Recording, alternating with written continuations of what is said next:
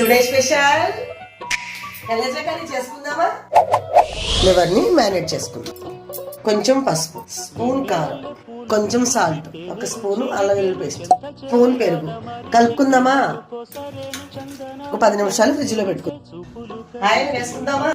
Curry leaves, అయ్యో chilli వచ్చిపోయాను. Chicken లేవా 10 నిమిషాలు మగ్గించుకుందాం. వాటర్ వేద్దామా. గరం మసాలా వేసేద్దామా.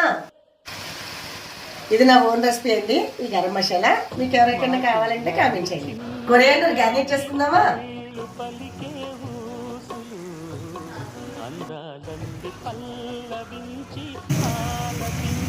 వేసేద్దామా.